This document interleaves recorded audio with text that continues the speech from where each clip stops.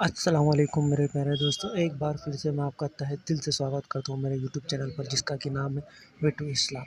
دوستو، آج جو میں واقعہ آپ کے سامنے لے کے آیا ہوں، جو بلاگ آپ کے سامنے لے کے آیا ہوں، وہ بلاگ ہے غوث اعظم کے اوپر۔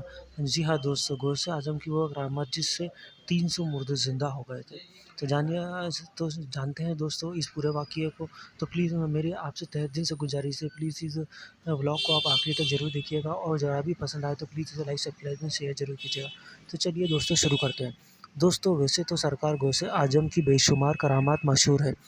آپ کا نام ہی ایک کرامت ہے کہ جب کوئی انسان حضور غوث پاک کا نام لیتا ہے تو اس کے جسم میں تازگی آ جاتی ہے۔ دوستو، اسی طرح سرکار غوث پاک کی مردوں کو زندہ کرنے کی کرامات بھی بہت مشہور ہے کہ کس طرح سے وہ مردوں کو اللہ کے حکم سے زندہ کر دیا کرتے تھے۔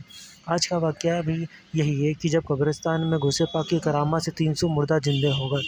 غوث پاک کی کرامات۔ حضور غوث پاک کی بے شمار کرامتوں کو لوگوں نے دیکھا ہے اور ایمان بھی لائے۔ سرکار غوث پاک کی کرامات آج بھی پوری دنیا میں مشہور ہے، اور آج بھی سرکار غوث پاک کی کرامات لوگ سنتے اور پڑھتے آ رہے ہیں اور ان کے صدقے میں فیض حاصل کر رہے ہیں۔ حضور غوث پاک کی شان میں بہت بلند ہے۔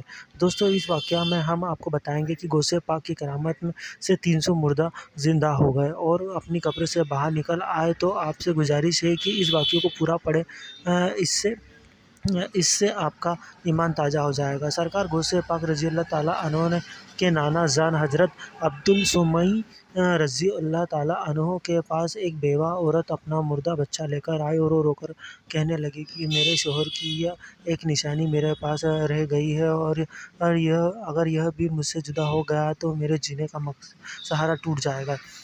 حضرت عبدالسمئی رضی اللہ تعالیٰ عنہ نے دیکھا کہ اس بچے کی زندگی ختم ہو چکی ہے۔ آپ اس عورت سے کہا کہ اس کا تو انتقال ہو گیا، اب تم اسے لے کر اپنے گھر چلی جاؤ۔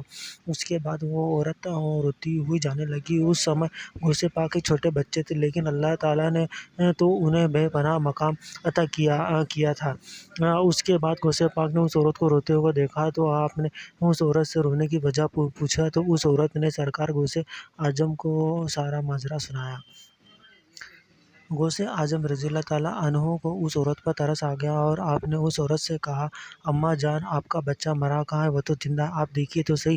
جب اس عورت نے اپنے بچے کو دیکھا تو بچہ حقیقت میں زندہ ہو گیا اور حرکت کرنے لگا۔ اسی وقت آپ کے نانا جان بھی آ گئے اور آپ کو گھور کر دیکھا تو آپ نے ڈر کر بھاگنا شروع کر دیا اور آپ کے نانا آپ کے پیچھے آنے لگے۔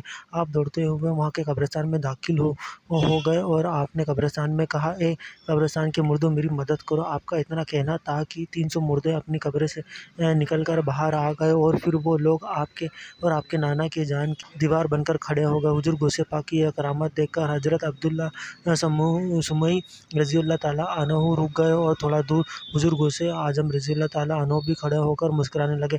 آپ کے نانا نے اپنا سر مبارک نیچے کر دیا اور فرمایا، اے عبداللہ قادر، ہم تمہارے مرتبے کو نہیں پہنچ سکتے۔ سبحان اللہ۔ محترم عزیز دوستو، یہ شان ہے سرکار غوث اعظم رضی اللہ تعالیٰ عنہ کی کہ آپ مردوں کو زندہ کر دیا کرتے تھے۔ فی الحال ہماری اس پوسٹ کو اتنا ہی دوست۔ تو سرکار غوث پاک کی رضی اللہ تعالیٰ عنہ کی شان بہت بلند ہے اور اونچی ہے۔ اگر ان کی کرامتوں کو پڑھیں گے تو آپ کا ایمان تازہ ہو جائے گا اور آپ کی دنیا بدل جائے گی۔ اللہ تعالیٰ سے دعا ہے کہ ہم سب کو سرکار غوث پاک رضی اللہ